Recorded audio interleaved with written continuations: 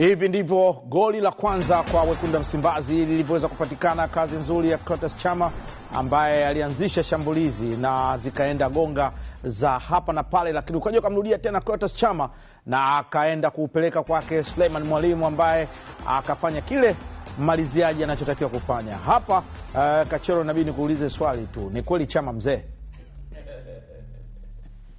Mjomba ni mzee mjomba?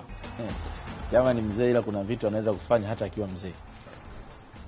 Haya basi, ukataka kunijibu. Ramadhani Mwaduke. Yeah. Twende hapa Afrika Chilo naye atupe kiufundi kabisa kwamba nini ambacho kimewapa uongozi Simba wa magoli mawili kama ambacho alikifanya msimu uliopita na Wagosi wa Kaya, kwamba katika mchezo wao walikuwa wanaongoza magoli mawili wakati wanakwenda mapumziko. Yeah. Tulizungumza mengi hapa wakati tunafanya build up. Wapi ambapo Coastal Union wamenasa na Simba kutumia nafasi?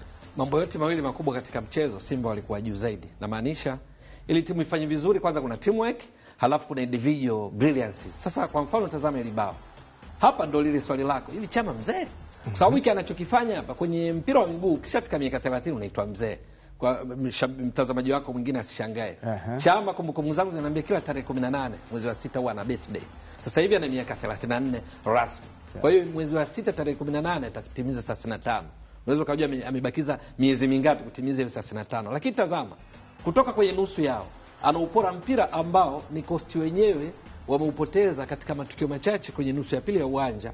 Bakari Msimu anampa mpira Kichuya kutaka kurudisha pasi imeibwa, alafu Chama kuanzia kule ndipo anatengeneza matatizo kwa sababu ana dribble nao kwa kasi, anampa Anise Ura, anapiga chenga kali hapo mtu. Chama ameshampa option Anise Ura kwamba wapi apige, anawahi kwa usahihi na ana dribble ili kumrahisishia kazi anayempasia huo mpira ambaye ni nani? Gomez.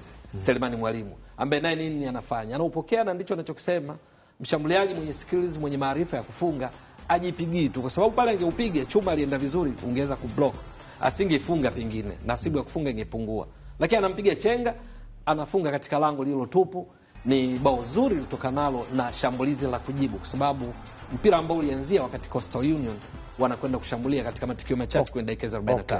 Abisai, tuende kwenye goli la pili ili kama tukipata muda tuweze kuendelea na yote haya ambayo yapo licha hiki ambacho bali umeona pale kocha wakati mpira umeibiwa na Imiza kama ulikuwa umeiangalia, najua ulikuwa unataka kutupa hiyo details. Utatupa vizuri sana katika eneo la pili. Lakini wanakuja kufunga goli ili hapa la pili. Kona ambazo zinapiga kama mbili mfululizo, alafu mpira unakuja hapa. Abisai. Hili ni goli la pili ambalo beki wakati wa Simba Ismail Olivier Toure amefunga. Na ilianza kwenye kona na wachezaji wa Coastal Union walifanikiwa kucheza mpira. Second ball ilifika hapa kwa Maema. Wakati anachekecha pa kupiga, hapa ndipo mpira ulipokuwa unaanza kukaribia kutoka kwenye mguu. Ule ni Maema, sio? Yes, Maema akaamua kupiga na weak foot mguu wa kulia. Ukiangalia kule kwenye mstari unaona Rashmush Aidan, mlinzi wa kulia wa Coastal Union, huyu mwenye jezi namba 26, yeye ndo alifanya wachezaji wa Simba wawe onside, wasiwe offside. Na alivyochomoka Ismail Toure alitoka sambamba na mpira ulikuwa unatoka mguuni. Kwa hiyo tukio la kwanza la mashaka ni kuangalia kama kuna chembe za offside. Ila kwa video hii inatuambia kukuwa na chembe cha offside na assistant namba 2 Abu yuko sahihi. Nipe darasa hapo. Abisema na nyingi umekuwa ukitoa darasa vizuri sana. Ni advantage gani ambayo ameitumia Toure na Simba au Maema na wenzake katika kuitengeneza, na udhaifu gani ambao Coastal Union umewasababishia wafungwe? Maana bado walikuwa wanalalamika kwamba hii ni offside. Kitu ambacho naona kimewatesa sana ni kuclear mstari baada ya kucheza mpira wa kwanza. Unajua ukishakuwa kwenye kona mnakuwa karibu na goli lenu. Mpira ukipigwa mkiucheza huwa mnaimizana mtoke haraka. Sasa vile mnavotoka hapa, mnaona idadi ya wachezaji wa Coastal Union wanavotoka haraka ili kukimbia huo mtego offside. Hapa wana match kuondoka, lakini nani amebaki? Huyu hapa Rasmus Aidan, mlinzi wa kulia.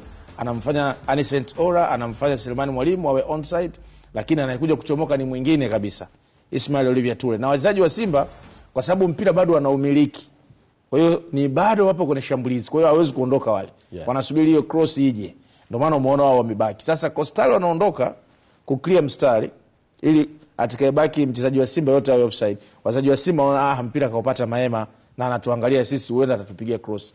Kwa hiyo ule mpishano ungeenda sahihi, wale wachezaji wa Simba wote wangekuwa offside, lakini Aidan amewafanya wawe onside, ndio maana umeona amepata nafasi ya kufunga. Okay, namaliza na takwimu hizo wakati timu zinaenda kwa haraka yale ambayo yametokea, kwa maana ya kwamba mipira ambayo imepigwa kulenga golini 4 kwa Simba, 1 kwa Coastal Union, 7 ambayo haijalenga goli. Coastal Union anaona mpira ambao haijalenga goli. Kona ni 6 kwa Simba, Coastal wana kona. Madhambi mara 10 kwa Simba, mara 2 kwa Coastal Union.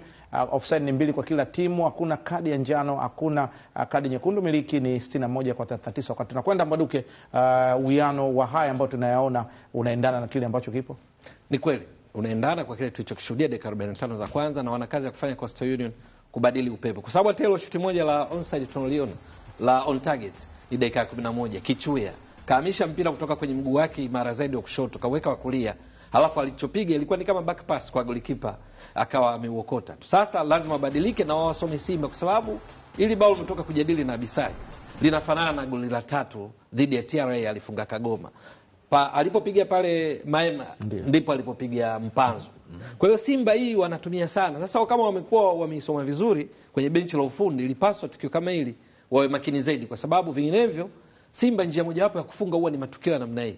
Mechi hiyo dhidi ya TRA mabao yote matatu ni mipira ya kutenga, ingawa ile la 3 ni mpira ambao ulishaguswa zaidi ya mara moja, lakini mingine ni mipira ya kutenga. Sasa nao tayari imeshawakuta, wasipojipanga watakuwa na madhara zaidi. Kwa hiyo lazima wajipange namna ya kuikabili Simba ili waambulie chochote, vinginevyo waweza wakajikuta wanaruhusu mabao mengine. Kachero, naam, nini ambacho inaweza kubadilishia Coastal Union au wanaweza kufanya surprise ya mwaka jana kwa hiyo unachokiona kwenye uwanja huu wa Isamu? Ni ngumu kwa sababu wameshindwa kuonesha kama wana mashambulizi ambayo yanaweza kunishawishi kusema wanaweza kukaribia kufunga.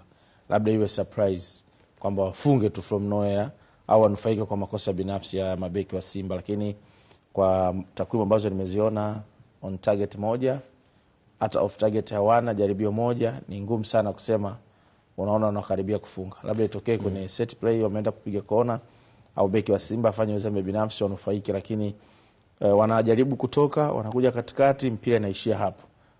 Maabadi yametengwa, wachezaji wa Coastal wako nyuma kwa mara nyingi, Makambo, Segeja. Yes, na hata akisema ingie striker service ni chache. Na ndio mabadiliko ambayo wanaingia nayo yanayotupeleka moja kwa moja uwanjani kuweza kuangalia dakika 45 kipindi cha pili. Mwamba wa Malila Baraka Mpenja